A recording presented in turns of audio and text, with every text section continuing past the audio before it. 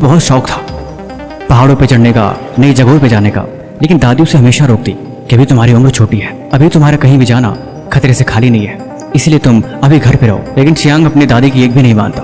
एक दिन दोनों छत पे बैठे सितारों को देख रहे थे।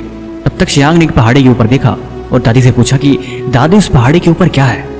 हमारे गाँव की सबसे चोटी वही है, मैं उस चोटी पे जाना चाहता हूँ, क्या मुझे तुम बताओगी कि उस चोटी पे क्या है? लेकिन दादी उसे उसके बारे में कुछ नहीं बताई।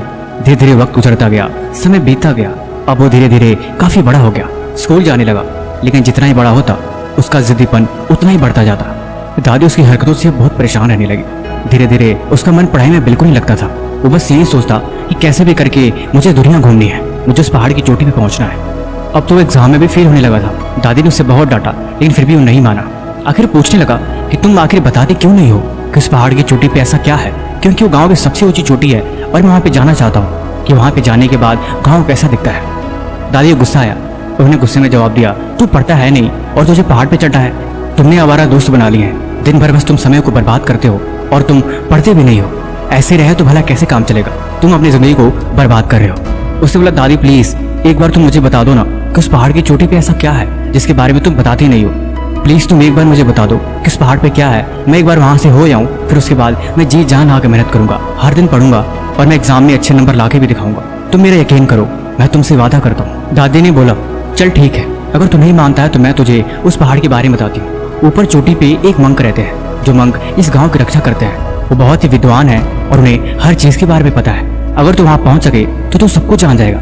लेकिन वहाँ पे जाने का रास्ता इतना खतरनाक है कि वहाँ पे कोई भी आसानी से नहीं पहुँच सकता। वहाँ पे जाने के लिए तुम्हें कठिन रास्तों से गुजरना पड़ेगा, इतनी ऊंची चढ़ाई और वो भी इतनी मुश्किल जो तुम्हारे बस की बात नहीं है। गांव के लोग कहते हैं कि वहाँ पे वही इंसान पहुँच सकता है जिसके मन में कोई निश्चय हो और जो जिंदगी में कोई सपना रखता हो। आज तक कोई भी वहाँ पे फालतू इंसान नहीं पहुँच पाया और कोई कोशिश भी करता है तो नहीं पहुँच पाता है। उसने बोला, बस इतनी सी बात है, अब तुम मेरे पे छोड़ दो, मैं तुम्हें वहाँ पहुँच के दिखाऊंगा और तुम्हें ये भी बताऊंगा कि वहाँ पे रहने वाले मंक कैसे दिखते हैं। अगले दिन वो वहाँ पे जाने की तैयारी करने लगा।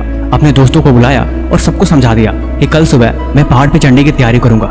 लेकिन उसे वहाँ का रास्ता नहीं पता था। उसे नहीं मालूम कि पहाड़ के किस छोर से वहाँ की चढ़ाई शुरू करते थे। उसका एक दोस्त था जिसके पास कंपास था, जिसकी मदद से वो यात्रा की जानकारी लेके वहाँ पे जा सकता था। उसके एक दोस्त ने बोला, भाई ठीक है, मैं तेरे लिए कल खाना लेके आऊंगा, ये तेरे लिए कंपास लेके आएगा। उसका एक और दोस्त था जिसके पास एक बैलगाड़ी थी। उसने बोला, ठीक है, मैं तुझे थोड़ी दूर तक उस बैलगाड़ी पर तुझे छोड़ दूंगा, जिसकी मदद से तू थोड़ी दूर तो कम से कम आसानी से जा सकेगा। वो लड़का बेसब्री से अगले दिन का इंतजार करने लगा। अगले दिन जब सुबह हुई, उसने अपने बैग में ढेर सारी चीजें भर लिया ताकि उसे रास्ते में कोई दिक्कत ना हो और चढ़ने की पूरी तैयारी उसने शुरू कर दी।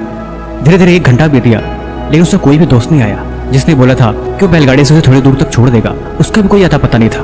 उसने पैदल ही यात्रा शुरू कर दी। उसके दूसरे दोस्त जो खाना लेके आने वाला था, उसका भी कोई अता पता नहीं रहा। अब उसे और चिंता होने लगी कि मैं खाऊंगा क्या और पहुंचूंगा कैसे और बिना खाए मैं जाऊंगा कैसे। जो दोस्त उसका कंपास लेके आने वाला था वो सबसे जरूरी था, आखिर में वो भी नहीं आया। अब तो उसे दिशा का भी ज्ञान नहीं था कि कौन सी दिशा में जाना है और कैसे जाना है। अंत में बिना किसी के सहारे के उसने जैसे तैसे करके चढ़ाई शुरू करी।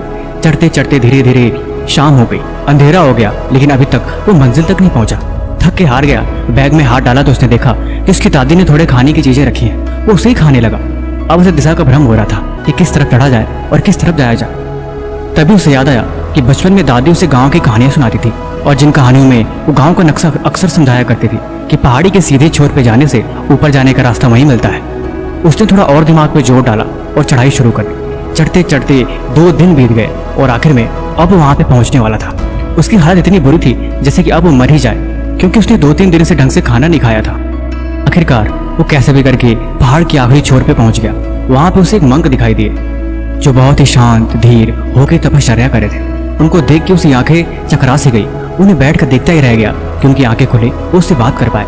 काफी देर बाद जब उनकी आंख खुली तो उन्होंने पूछा कि तुम यहाँ पे क्यों आए हो? उनके इस सवाल ने ऐसा मानो जैसे उसके अंदर बदलाव ला दिया हो। वो बिल्कुल स्तब्ध रह गया। उसके पास बोलने का कोई वाक्य नहीं था, कोई भी चंचलता नहीं थी। मन इतना स्थिर था कि वो बस इतना ही कह सका कि मैं यहाँ पे आपके पास सफलता का राज जानने आया हूँ। मैं जानना चाहता हूँ कि आखिर जिंदगी में कामयाब होने के लिए क्या जरूरी है। उस मंक ने जवाब दिया, एक मंजिल जिसके लिए जिद हो। मैं यहाँ से देख रहा हूँ कि तुम जब चले थे तुम्हारे साथ कई दोस्त भी थे जिनके भरोसे तुमने यात्रा शुरू करने की सोची, लेकिन अंत में किसी ने तुम्हारा साथ नहीं दिया। आखिरकार वही चीजें काम आई जो तुम्हारी थी। तुम्हारी सोच, तुम्हारी मेहनत, तुम्हारा संघर्ष और अंत में तुम्हारा ज्ञान। तुम्हें दिशा का ज्ञान था क्योंकि दादी ने तुम्हें दिशाओं की कहानी सुनाई थी। उसी कहानियों के सबक से तुम्हें यहाँ के रास्ते पते थे, जिसकी मदद से तुम इस पहाड़ की चोटी पर पहुंच सके।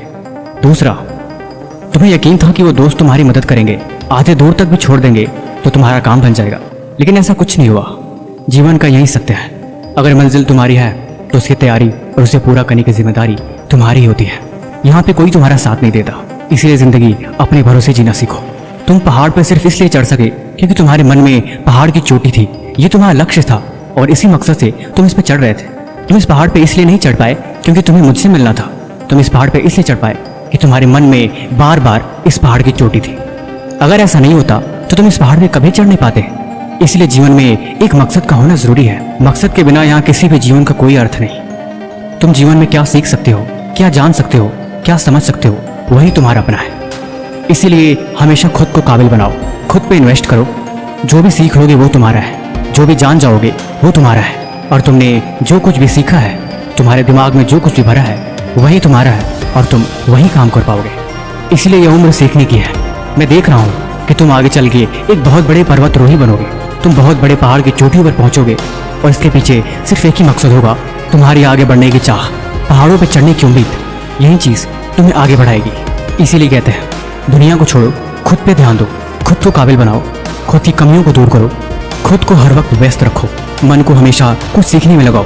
हर दिन कोई नई चीज़ें जानो और हर दिन कुछ नया सीखने की कोशिश करो, क्योंकि यही आदत आपकी ज़िंदगी बदल के रख देगी, जिसकी मदद से आप कामयाब बन पाओगे। बाकी ये कहानी कैसी लगी आप हमें कमेंट बॉक्स में जरूर बताएं, और किसी भी तरह का सवाल है तो आप वो भी हमसे पूछ सकते हैं। तब तक मिलते हैं एक और नई वीडियो के साथ अगले दिन। धन्यवाद।